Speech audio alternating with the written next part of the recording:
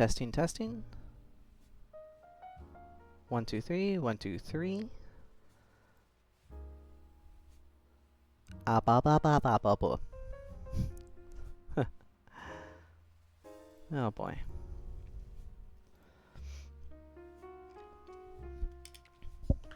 Alright, as a preface, if anyone watches the VOD, I'm a little sick today. So I'm gonna just do something a little boring and talk about the writing process. Oh.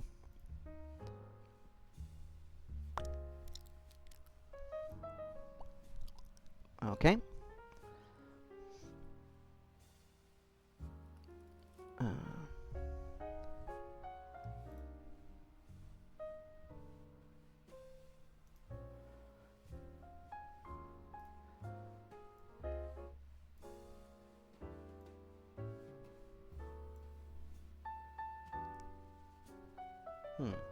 Oh, whoopsie daisy.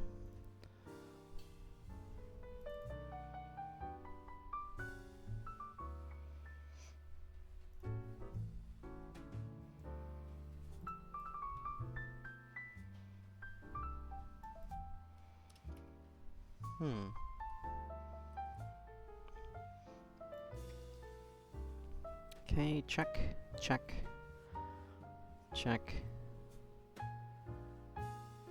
Oh, yes, I have to open up this too.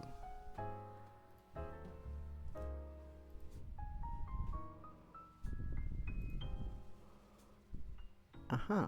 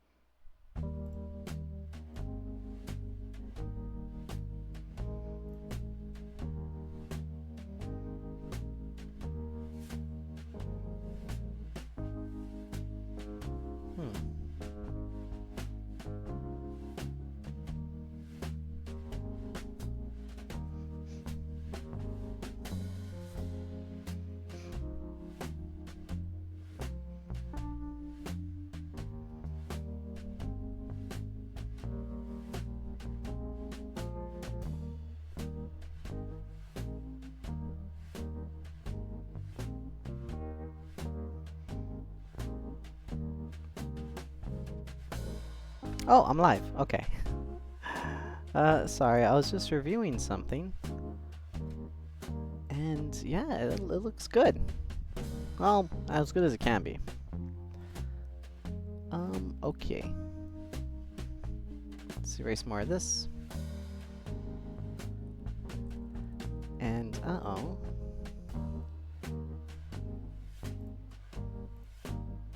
Alright. Here we are. So, let me just put up the sign. Tutoring live. If you want.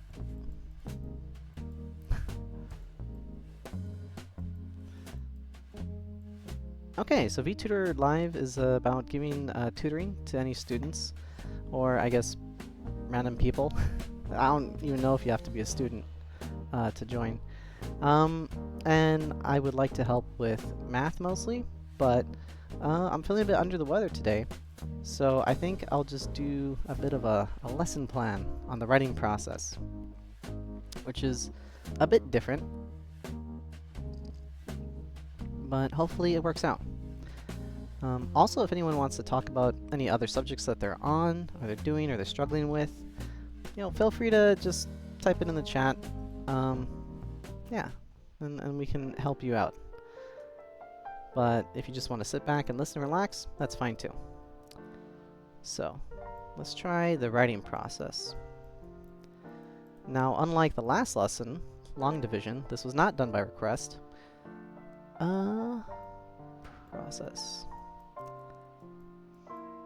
This is something that I feel like doing on a whim. because it's something that I think students should probably practice a bit early in school if they are already probably maybe assigned like reports or big papers or end of the year essays, whatever. So there's a good way to start, and that's probably starting early, no matter what you do. Procrastination is generally bad. Generally. So for the writing process, there is... how do I draw this? There is the right way. And the right way is to have a very, structured, formal, organized process in which to go from maybe different types of drafts into a formal piece of writing, into a complete piece of writing, right? And this is something that can carry you on throughout any kind of important thing that you have to write. In school, it's probably going to be like an essay. After school, it's probably going to be like a resume, statement of qualifications, or something like that. And at work, it's probably going to be an email to your boss or to someone where you kind of want to don't get in trouble by sounding dumb. And there's writing process in the wrong way, which is kind of winging it. Now that's not to say that that won't help you for most of the time, right? Because when you wing it and write a thing, you're kind of going more off emotion rather than words. And depending on the person that you're talking to, the words can make a really big difference. For example, if you say something like cool, right? That's nice and formal language. I think a lot of people generally know what that means. But if you're talking about, oh geez, I don't know, maybe a report on some object that needs to be reduced a certain amount of temperatures, and someone says, hey, we reduced this like 10 degrees, is that good? And you could say, yeah, cool. That could be interpreted as maybe, all right, Dad, good job, we're done. Or, oh, we gotta cool it more, and then things might implode.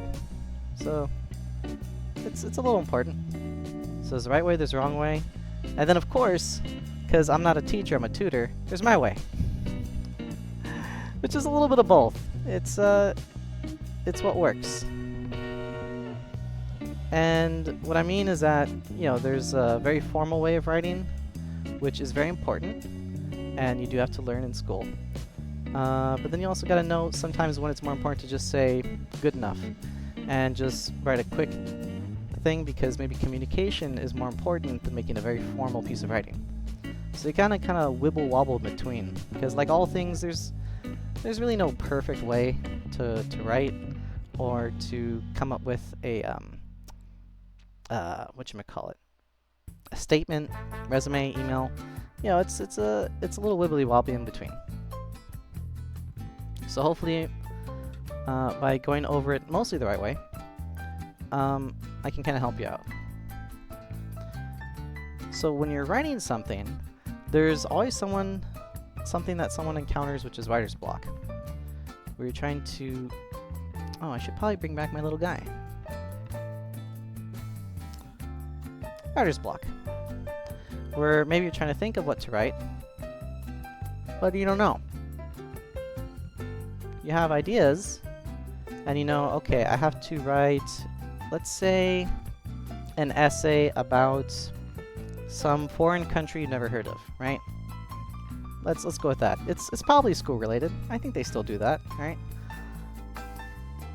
And let's just draw a random squiggle. You don't know anything about the country. Where to start, where to go, where to do it. And you might have like, I don't know, weeks, months to write it. So you're like, it's fine. I don't have to know it right now. That's probably not good though. Because even though you don't know what to write, just having it in your mind somewhere will help you stay on task to make sure that you meet deadlines. Because if you forget about it, then you probably won't do it until the last minute. Think of it like an alarm, right? If you set an alarm... Oh wait, that's not a phone. Well, I probably could have just drawn a phone around it. If you set an alarm on your phone, it's going to kind of wake you up and keep you on track to do things, right? And thinking about a project or having small goals to accomplish over a period of time are like little alarms to kind of help you stay on track and think, okay, maybe I don't have to write the whole thing tonight, but I could do a little bit here, a little bit there, a little bit there, a little bit there, a little bit there, and finally it's due there, right?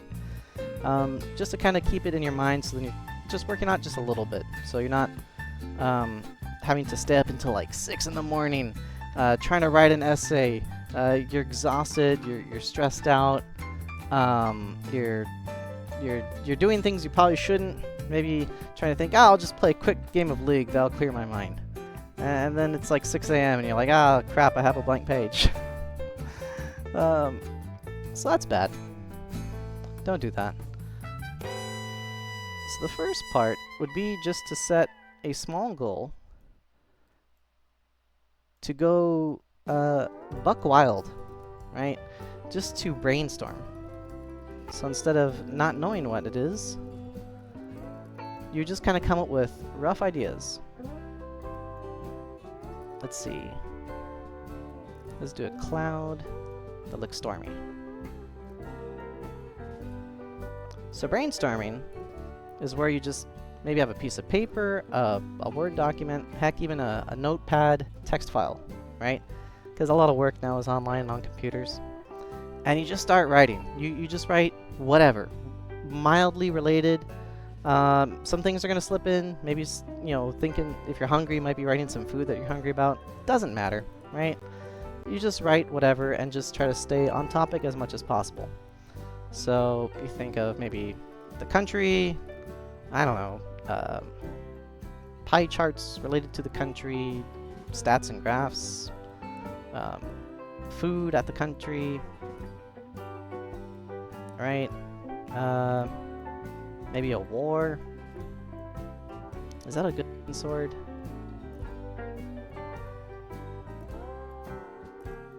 Yeah, good enough. Let's see. Celebrities? I don't know how to draw an Oscar.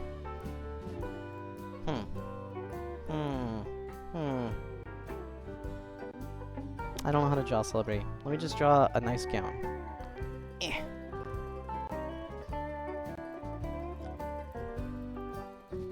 Good enough. That's totally a gown, right? Nice and sparkly, celebrity, not looking like toilet paper. Ay. Let's see. Weather? Right? Vacation destinations?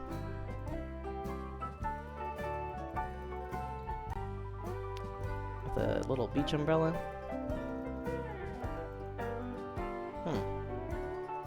Yeah. And you just kind of start brainstorming, okay, anything about the country, right? Now, again, maybe you have a specific assignment where you're supposed to talk about maybe a historical event, a famous person, maybe a war, or, you know, they would probably give you more of a prompt, right? But even then, you can just start whatever.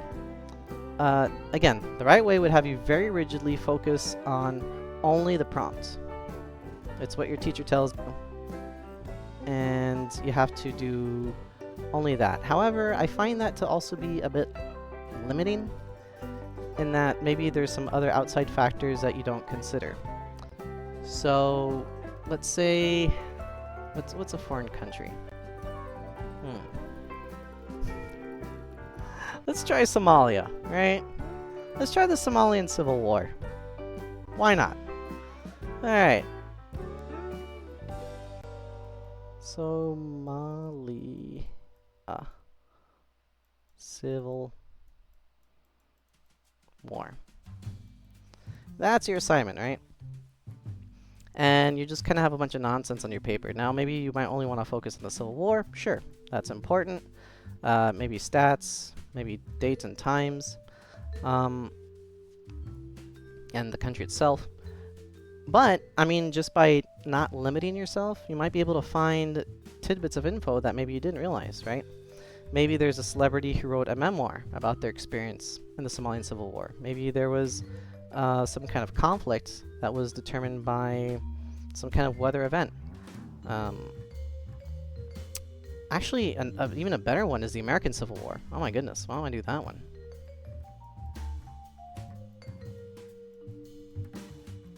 Because in that one, I do know a little bit more about.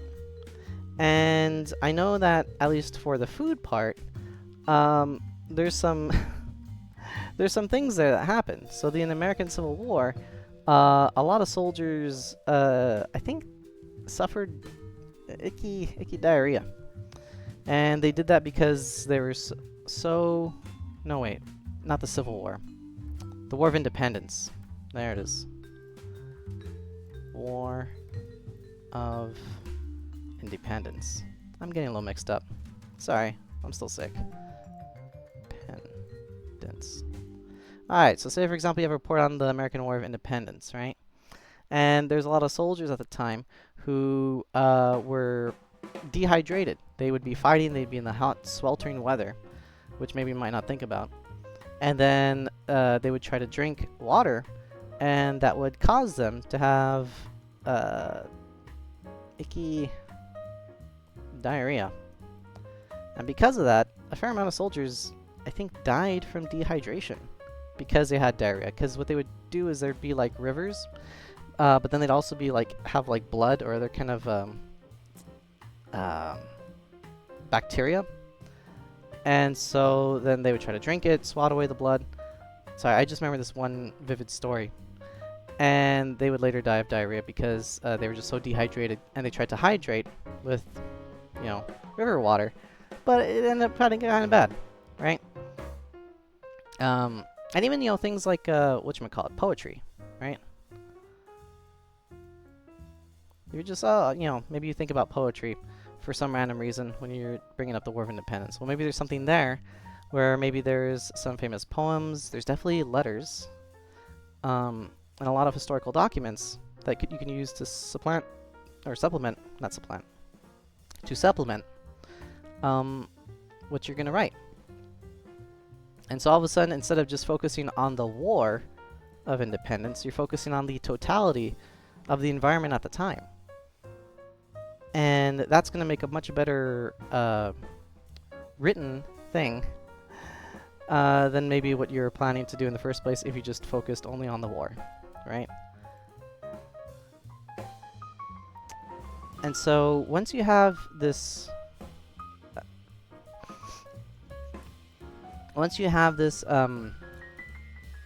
brainstorm, then maybe you could kind of pause for the day. You're good, right? You got 6 weeks. You're fine. You could give it a few days, just kind of think about it. You just kind of wonder, you know, let your brain sit back, keep your eye on the bigger picture. Don't try to hone down on anything too much, because if you're spacing out over days, over time, then you have the luxury of taking your time with it. You're not panicking and saying, I gotta write this right now and I only have an afternoon, and oh man, I really should not have played League. Yeah. So then you realize, okay, I got lots of time. I can kind of space this out. So brainstorming, very important. And just to kind of add a little more practicality, although this is for school, let's say, for example, you have some kind of important announcement to make at work, right? Some kind of presentation. Again, space it out. Let's say generic meeting.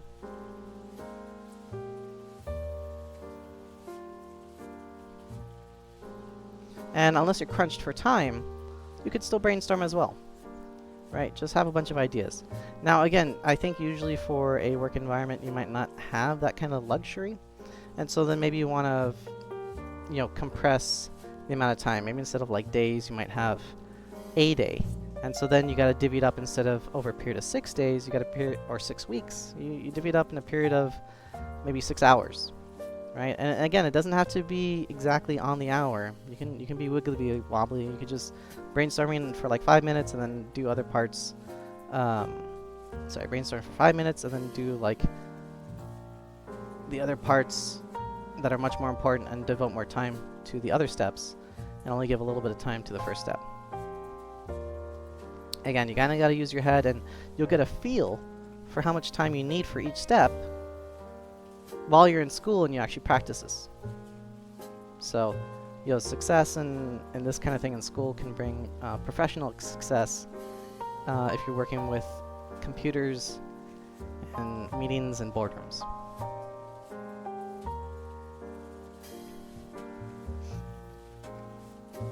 Okay. So, then after brainstorming, well, what do we do next?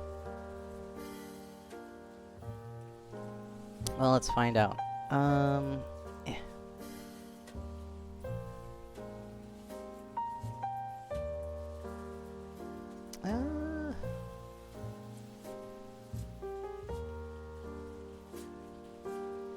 Let me zoom out a bit. There we go.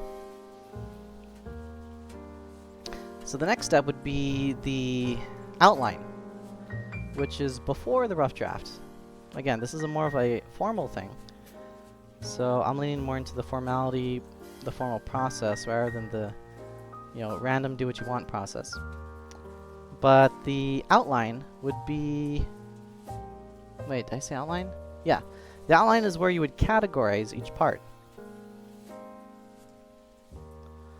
So then here, instead of just having all the ideas in a big mixed up pile, and, you know, they're just everywhere. For an outline, you would maybe start, let's say, main, support,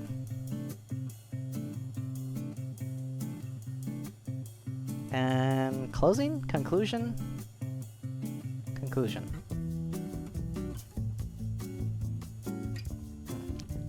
Huh. Okay. Yeah. Main, support, and conclusion. And you want to have, I think, the bulk of this actually be for the support.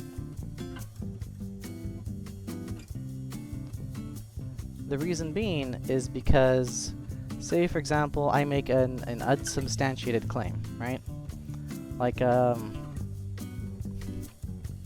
here's a fun one. Water is not wet, right?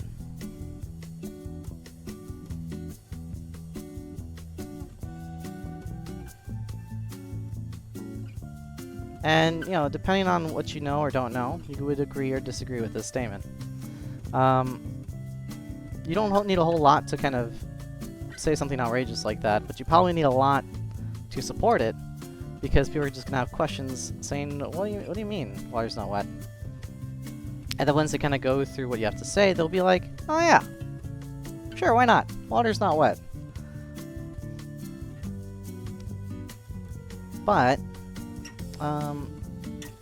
let's go back to, and that's just an example that really stands out where you want a lot of support. But sticking with our main example of the American War of Independence, maybe you'll find among these nuggets of information something that you find interesting.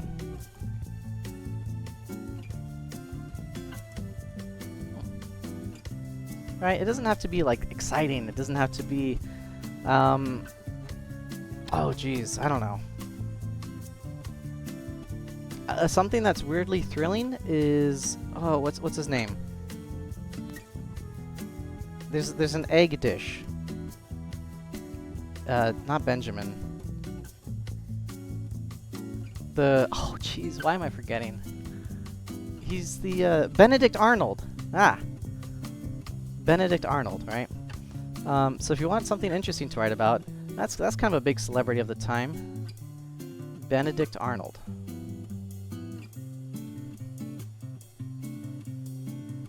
It doesn't have to be this guy, right? But let's say, for the sake of argument, you somehow stumbled upon and remembered that he's a guy, and you decided to write on him. Good choice, first of all. Excellent choice. So then, if you want to write about Benedict Arnold, you say, okay, how many of these random ideas support it? And with an outline,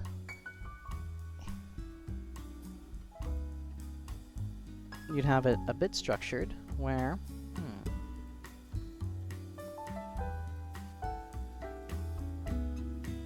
I probably could have just copy-pasted that. Well, shame on me. Where you have your main idea, but then it's not actually going to look like this at first, because you're going to probably shuffle things around as you go through it. So you kind of want to just lump ideas together. So let's say the person, events, betrayal,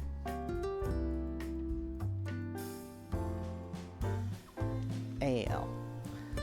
Person, events, betrayal,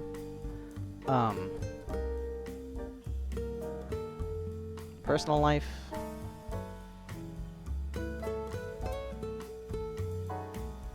no wait, that's person. What am I doing? Inspiration. Modern interpretation. How would I put that? Influence today.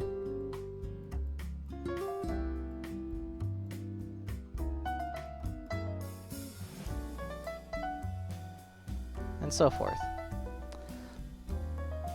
So, and let's put in some silly categories too, like food,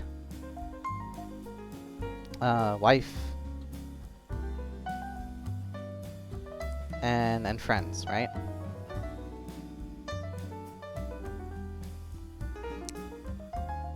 Might seem silly, but it might come into play later. And so you would have these categories outlined in your essay. My apologies, your outline. And then here's where you kind of start looking for little details, right? What are details about the person? What are details about the events? What are details about betrayal? Influence today, food, wife, friends, etc. Typically, Wikipedia is not your friend. Kind of.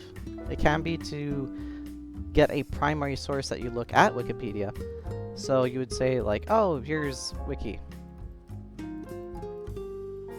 Right? And then at the bottom of the Wiki, there's like a bunch of, primary sources. And then these are all just a bunch of books.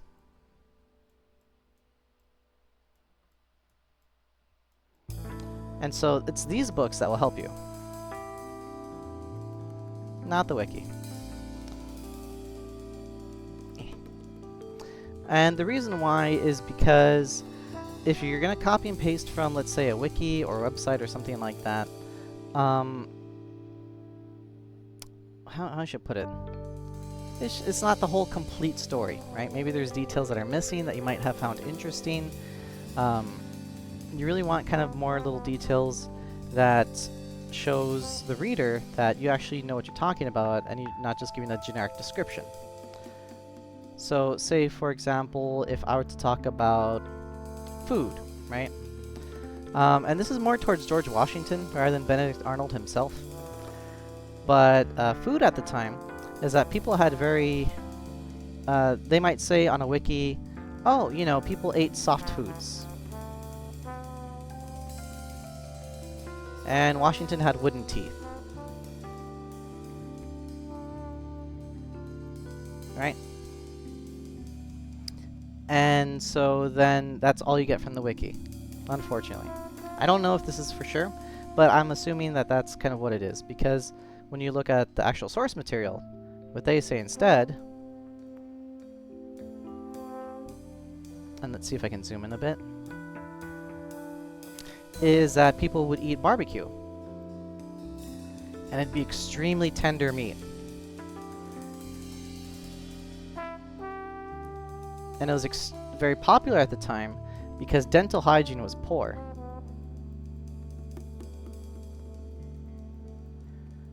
And so people would either have loose or rotting teeth, and so they couldn't actually eat a lot of things that a lot of harder foods, maybe foods that might preserve a bit better. So then they had to eat more softer foods. And so it's the same idea, soft foods, wooden teeth, but then you have something more specific where it's barbecue and dental hygiene and rotten teeth.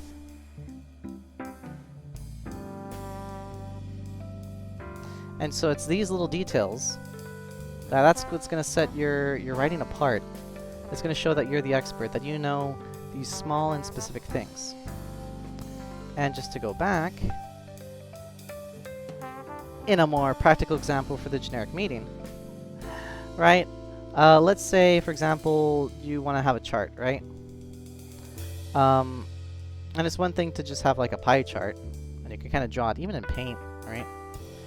That's another thing entirely to know how to use Excel. And then you create one master data spreadsheet, and then you have all these other tabs that might have different ways in which you can extrapolate, manipulate, categorize the data. So, you know, there's one version which just has kind of the nice visual, not quite an infographic, but just kind of there, and just say, you know, here's what we got, right? But then if you have Excel, then you kind of are able to break down the data and get a more clear picture and say, oh, it actually is more complex than we thought. There's actually more factors into it than we realized. And so again, that's the difference between writing something that you might want to seem smart and that you know, versus just kind of copy-pasting what you read here. So, now that we have some rough ideas, then what we want to do is kind of fill up these parts and definitely read the source material. And the nice thing about books is that if you own it, right? If you actually buy the material, if you have like a physical thing, you can do bookmarks, you can highlight, you can mark it up, you can circle it. I don't want to say like mess it up, but you can use the book in a way in which that's most comfortable to you. If you want to go crazy and tear out pages and say this is all I need for my report, heck, you could do that, and then maybe assemble like a journal or a binder or some kind of thing that has all the key events that maybe you wanted. Who knows, right? You do you. But that's a good tool to use. Oh, just popping in for a quick hello. Oh, hi there. Uh-oh, my chat's not loading. So I don't have the, oh hey, book buyer. I'm giving a lesson on the writing process. Just to kind of have it if anyone wants it. Yeah, thanks for stopping by. Always appreciate it. Yeah. And so, continuing on, when you have the outline... Oh, aw, thank you. I'll have a good stream, thanks to you coming by. This is awesome. Let's see, where I leave off. Oh yeah, so for the outline, you can actually have the parts shuffled around. Oh, geez, I'm not highlighting this very well. Maybe you find that once you have all the data that you need, that the person and the events is way bigger than what you realized, and that maybe the betrayal itself could be categorized under events, and maybe there is no modern influence, you could cross that out. The person, you could add the friends and the wife.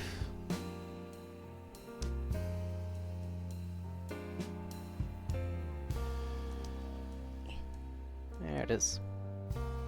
And maybe food's actually not that important, right? So then now you have kind of your major categories. And then you have your minor categories. And again, this is very kind of generic for maybe someone that you're writing about, but you know, you really want to get wide, and maybe there's some important things that you can get from here and include them in your outline, because in that way you might get some key or interesting events that you can include that other people's reports might not have even considered because they're too busy focusing on the war and the fighting and the violence and the blood and the gore. But maybe it was actually very important to this guy that he didn't, that he had like a tea party. Or maybe there was a singular battle event. Maybe you could pick that up on the war, but maybe the talks and the intrigue, right, was over things like the food and the wife, stuff like that. So now, again, you can have your outline, and you can take a pause here. Here's an example of a great place to kind of rest your mind a bit and kind of let it wander and think and realize, oh, well, maybe I don't absolutely need to kind of push it further right now. I have a pretty good general idea of what's going on. I'm just going to let my mind rest for a bit on this. And again, going back to the work example, if you have a email that you're trying to draft, or a report in this case, then you're going to kind of categorize it into maybe parts and pieces you need, right? You gotta have Excel. You gotta have PowerPoint.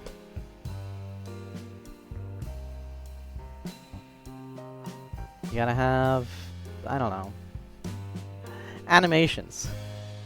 It seems very silly, but again, if you're gonna deliver a very important report, you don't want people falling asleep while you're doing it. You don't have to do the animations. Maybe you just have an interesting cadence, some kind of jokes intermixed with your thing.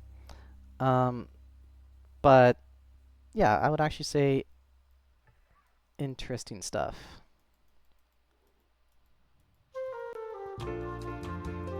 is a major category. And for here, we would have visuals as a major category. Right? And then, I guess probably a speech is prepared. That'd be very helpful too. So, there's all that. And that would kind of mimic the outline that you would have for maybe a report. Very handy stuff.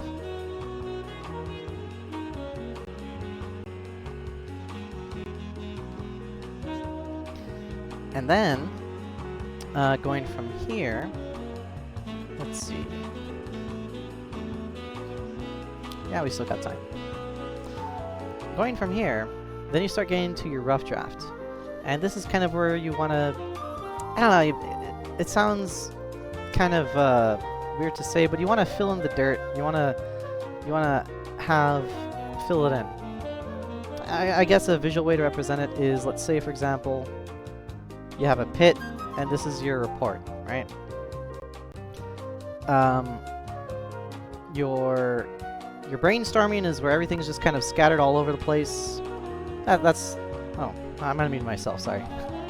Okay. I was just saying that the pit is up here, and that's for your report. And, this is gonna be the whole thing. And so when you're brainstorming, it's just kind of all scattered on everywhere.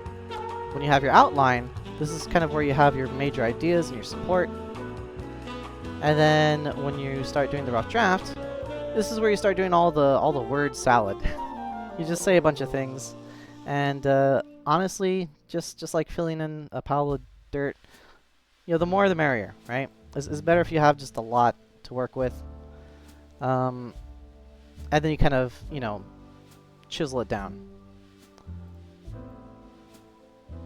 for the revised and final drafts. Because the nice thing about the rough draft process is that, just like the outline, you're going to have parts shuffled around. So let's say, for example,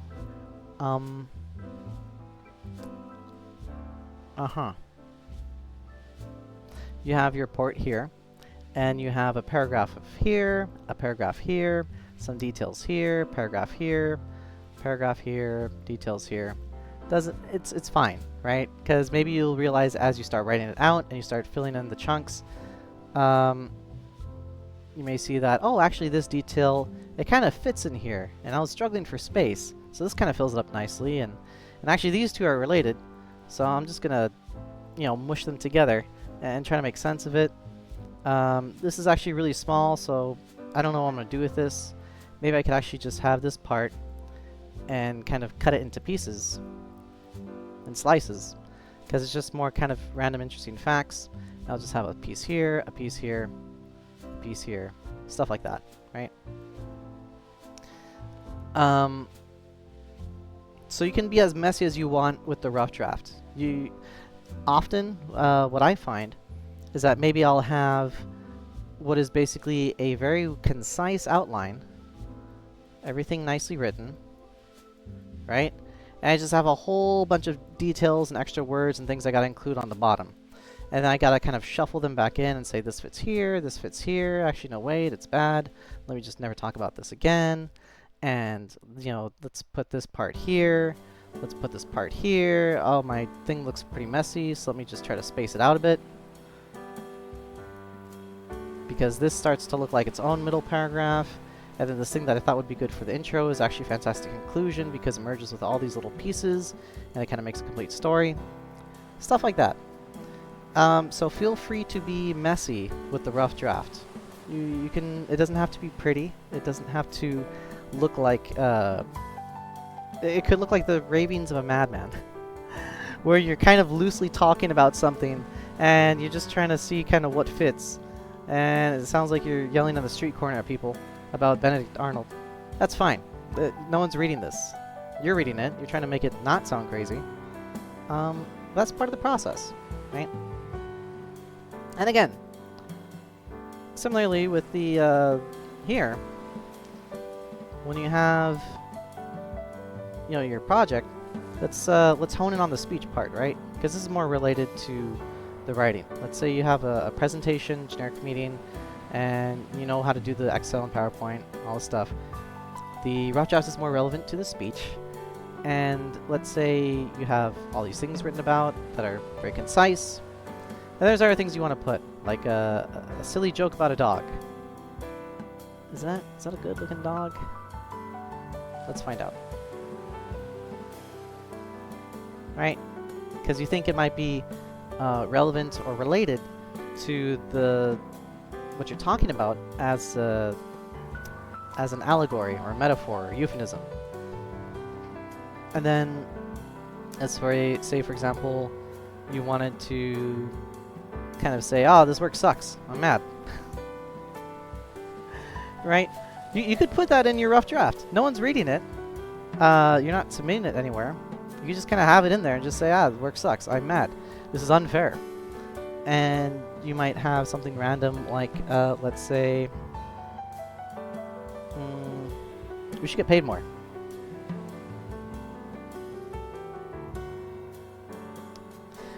Because again, as you go through your rough drafts, these things might seem like insane ramblings. And you'll take a pause on this step, right?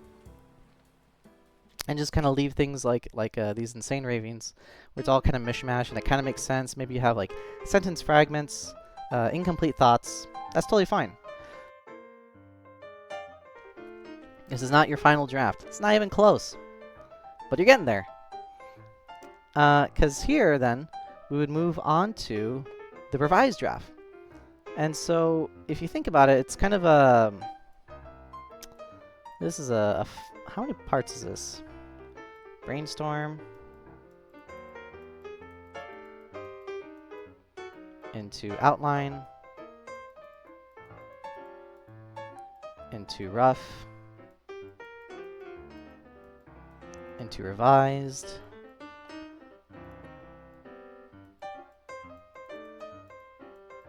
Into final. So we've already gone through the checklist. Boom, boom, boom. And here on the revised draft is kind of where we start cleaning things up. Again, doesn't have to be perfect, but it has to not be insane. Here you can, maybe, still keep the part where you're saying that you're angry because it gives you a chuckle every time you read it. Right? You're not gonna you're absolutely not gonna keep, you know, "Oh, my work sucks and I hate it here." You're not going to keep that in the final draft, but you can keep it in the drafts leading up to it to kind of, you know, maybe motivate, think it's funny, who knows. And maybe in the revised draft, when you start to clean up the language, when you start to make more sense, you could find a way to put it in there in a very friendly way. Maybe a nice way to say my work sucks in business speak is something like some improvements could be made.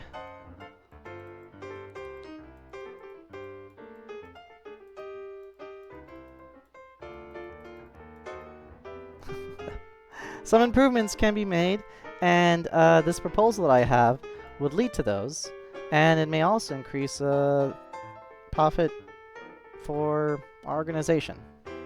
Right? So then you kind of included, in a very small and slight way, these insane ideas to kind of fill out an extra sentence or two. It works. You can do that. No one's saying that you can't. You just have to do it in a very nice, discreet, kind, and sensible way.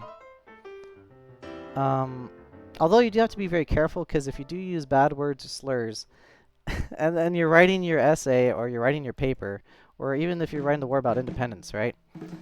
And you're just saying this horrible stuff, just awful, awful language, and you're working on your revised draft, and you're trying to clean things up, it might slip through in between the sentences. You might just have just an expletive that you forget about because you're taking your time with this, and you read it, and then maybe you just kind of have it in your head and you don't even think about it.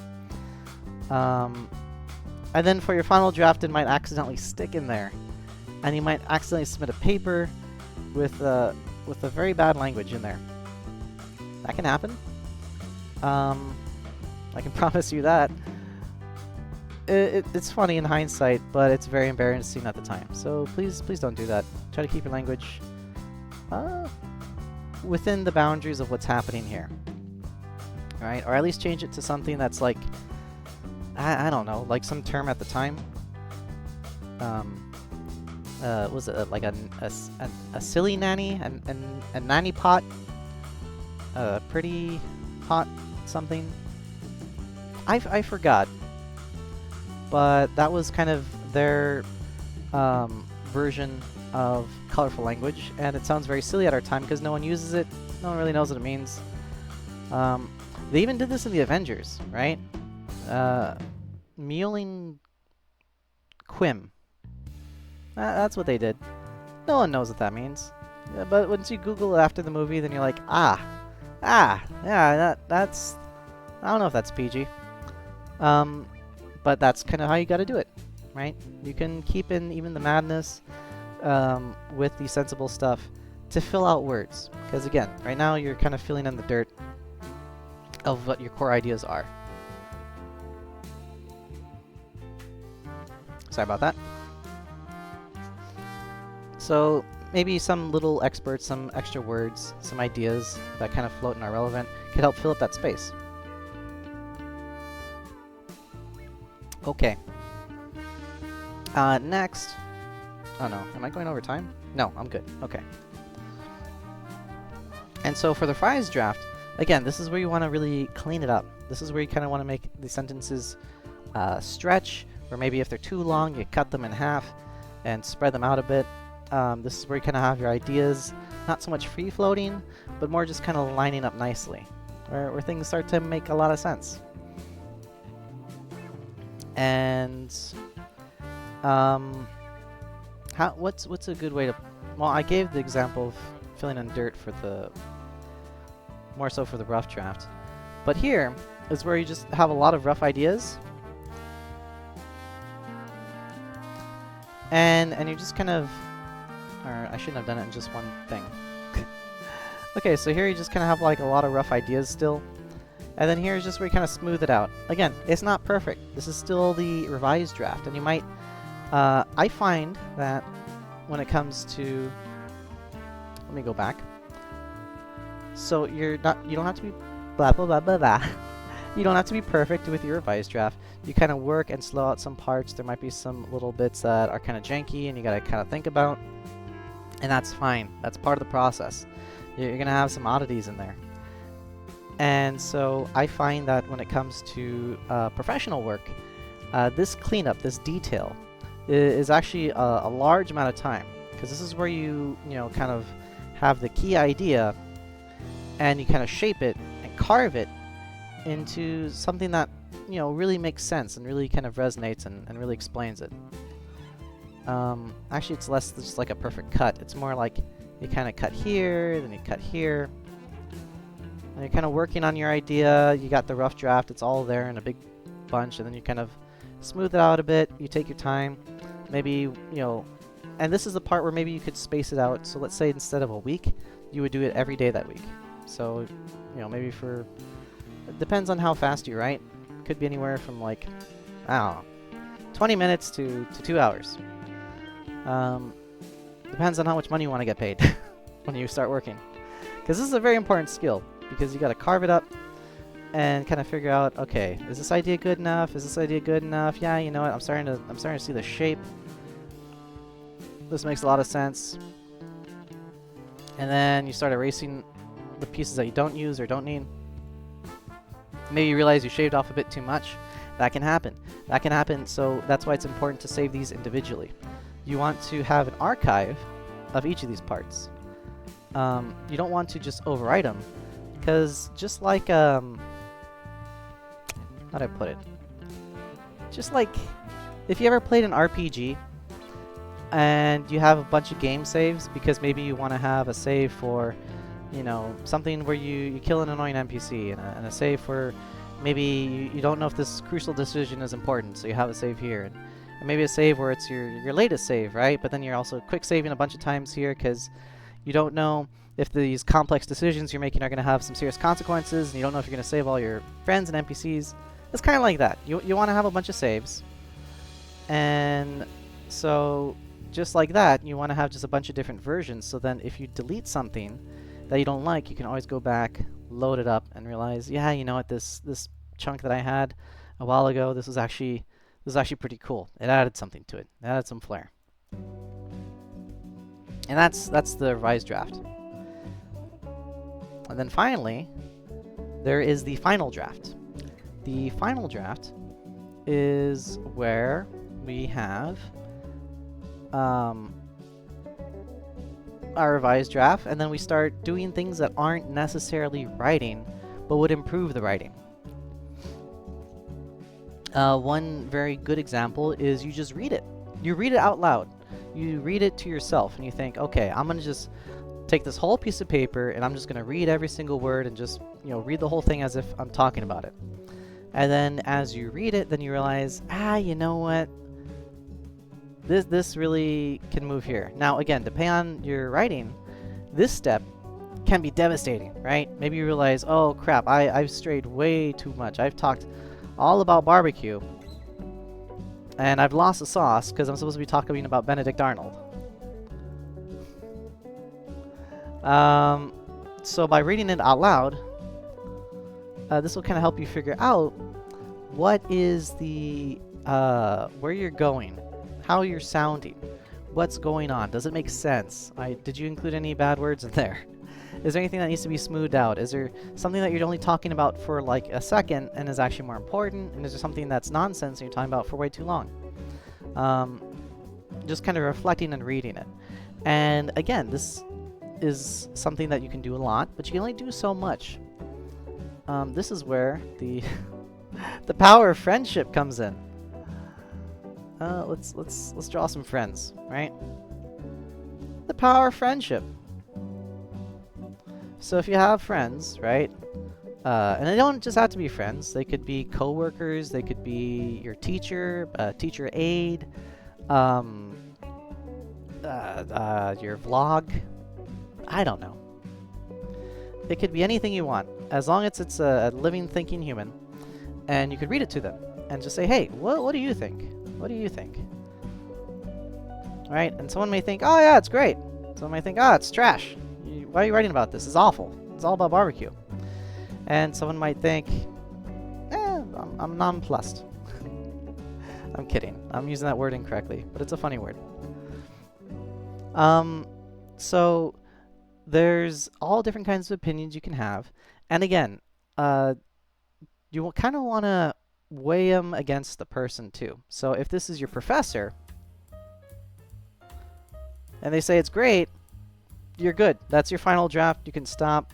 You're good. If it's a professor's aide, hey, you hit the ballpark. If it's a A straight A student, right? You're winning. Okay, you're good. You're done. You can play games now. If it is one of these people and they say it's trash, that's where you kind of go backwards, right? You say, okay, well, what is trash about it? What specifically? Is it all the barbecue? Yes, it's all the barbecue. Okay. How far back do I need to go then? Do I need to go back a couple days worth of revive? Do I need to go back to the rough?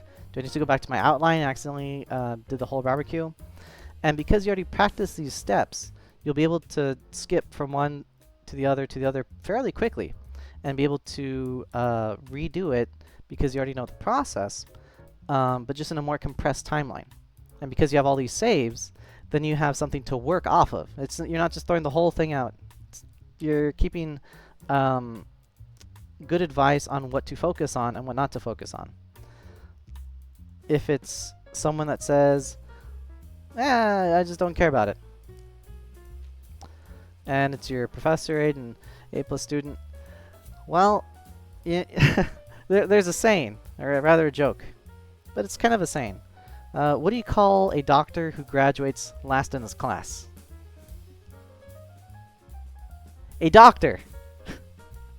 Yeah, C's get degrees. I'm not saying that you should settle for mediocrity, but I mean, if this is a class that you don't care about and is not relevant to your major, and you're doing okay, hey, okay is a win, right? Don't freak out, don't stress out about it, focus on the important things. But if this is a class that's really important, and you want to do well and succeed, and more importantly, if you want to make a lot of money, then you want to err more towards the getting their approval then. So again, it depends on the person, right?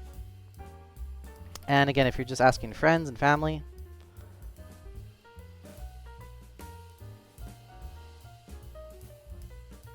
I would say if they say it's great, kind of take it with a grain of salt. They can be wibbly wobbly, right? Maybe they're just saying that because they love you. Not to sound crazy, but I mean, hey, sometimes people think that you're a wonderful person because you're you. And even if you write a kind of middling essay, then they might say, "Oh, this is fantastic! Oh, this is great! You're wonderful." Be aware of that. Be careful. If it's friends and family that say, it's trash. Again, it's not like the professor or the A+ student. Kind of take a wiggly wobbly. Maybe it's like, I can't believe it. Yeah, they're saying that because I threw the game last week and now they're mad because I can't play League because I'm doing my homework, and now they're just saying it's trash and what I even do with my life, right? Maybe that happens. Just take it with a grain of salt. Take the positive construction and not just the negative harping on you for any personal reasons, because this is where personal stuff can kind of get into play and get in your head. Don't let it, right? This is professional work that you're trying to get done. So if they're throwing in their personal stuff in there, just that's not important. They're wrong. And if they're kind of about it, and they think, okay, I'm not interested in Benedict Arnold, but it works, it's good, then this is where you really need to find someone else to give you advice. And this is where you gotta kind of panic, because then you're like, oh God, I'm in my own head. There's only me that can kind of figure this out. I'm getting no good advice from anyone. This is where you really need someone else outside of this group to kind of give you that advice, because this is very unhelpful. It's actually worse than the critique, because at least the critique, you know where it's coming from. With the positivity, you know where it's coming from. With this, that just means that they're clueless. They don't know. It might seem good. They're just saying it's okay. And then you gotta say, okay, well, maybe I need to find like a stranger, a teacher, someone that really knows what they're talking about, to kind of give some really solid advice. Now, maybe it's true that it's just okay, but again, it's a little wibbly wobbly, but more wibbly wobbly towards the way where you're not getting anything helpful to smooth out the details that you need to kind of get an actual final draft. It's still the revised draft, and you really need something to help you get it all nice and smoothed out.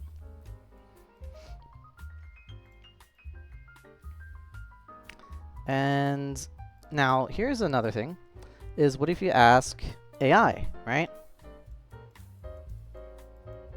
And AI says, ah, it's great, and it doesn't touch it. Maybe be a little concerned. Because if you run it through AI and they clean up some stuff and they say, here's the better version, you might get in trouble. There's a lot of, at least college courses, I don't know about high school these days, but definitely for college, they invest a lot of time and money to kind of catch people who use AI and supplement their language or fill in the blanks or add a little bit extra with AI based prompts. And because you're a student, I'm assuming that you don't have enough to afford like your own personal hardware and program for like a lot of money, and you're just kind of using the generic free stuff. You're gonna get caught and you're gonna get in trouble. Don't do it. It's basically the same thing as plagiarism, but dumber because you didn't have to do this. At least with plagiarism, you're looking at something and you're copying and pasting it. That's bad. That's cheating. But here is where you're just getting in trouble for something that you could have just not even looked at or considered. That's unfortunate. So don't do it. If you look at AI and it makes a lot of corrections, that's even worse. Then it's trying to change your language into its language, and you're much more likely to get caught. Now again, there's a difference between AI and, let's say, a word processor, like MS Word, Microsoft Word, where it just has the little squiggly lines underneath that say, okay, well, this word is incorrect, and you need to change the syntax here. That's actually good, right? These word processor things, they're your friend. If they tell you there's a problem there with the grammar or syntax, that is excellent. You use that. But if it's AI and they're trying to change up a lot of stuff, be very careful about that. Please don't. Oh, whoops. Yeah, no, that's what I meant to do. And then finally, if nothing changes, then good. Because that's just probably you not using it, because they probably changed something either way. If MS Word doesn't say anything, then you're good. That's actually excellent. Maybe you have your final draft. If you're using an AI writing prompt software, or rewriting software, stuff like that, and it's not changing anything, actually, I don't know. I've never experienced that. It always tries to fix something that doesn't need fixing. So there's that. And again, these categories can also be applied to professional writing too. But the difference is that here, for your final draft, you have people that you can rely on, right? You have people, programs, things you can rely on. In the business world, you just have yourself. Let's do it like this.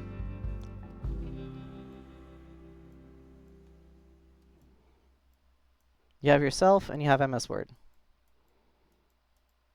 and AI, right?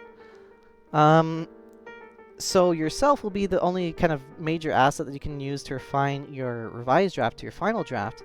And if you practice this in school, these processes, then that's all you need. You just need yourself, maybe MS Word, to kind of do like a word count or just to kind of correct some grammar and syntax. But other than that, you're solid, right?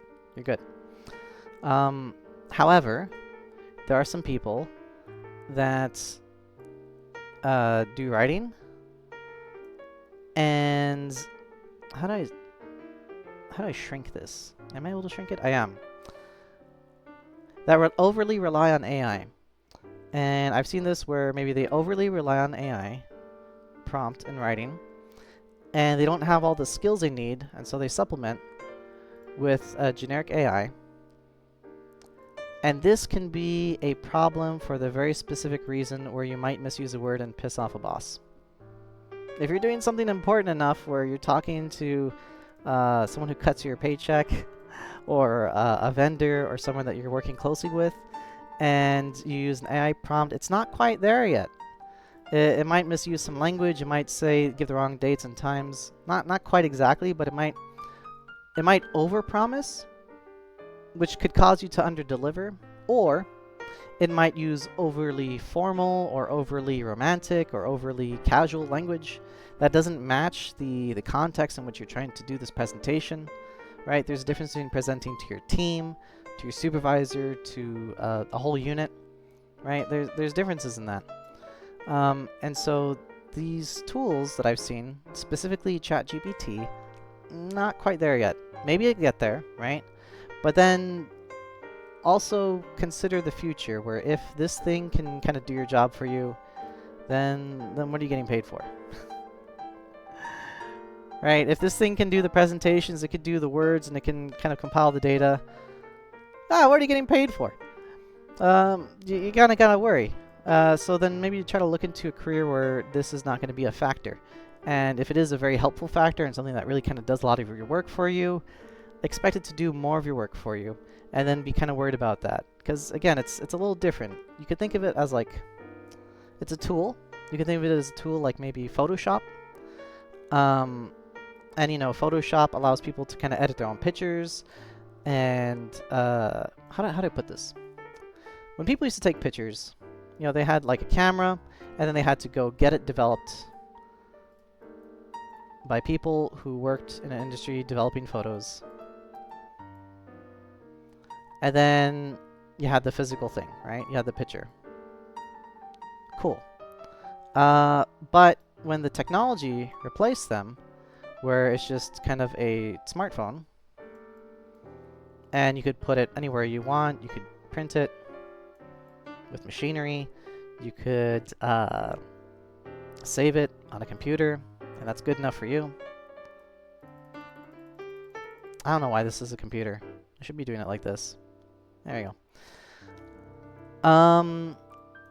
Then these people, it's not really as much of a profession anymore, where you develop photos. Some parts there are, but not as much as it used to be. Similarly, and also this took out maybe anyone who wanted to do something with like Photoshop, right? Because their job was basically not only just to print it, but also maybe to clean up the photos, right? Get rid of the red eyes, make it brighter, more colorful, make a bunch of copies. You could kind of have isolated parts and pieces here and there, stuff like that. Similarly with AI, this could replace a lot of written work. So right now the writing process is important because you're probably in school and doing this. But if you have a job that has a lot of writing in it and it can be replaced by AI, reconsider that. Please. Alright, and that's today's lesson on the writing process. I hope you enjoyed it. And I think I'm just gonna head out because I went a little over time. Yeah, this is actually kind of fun. Alright, have a good night, everyone.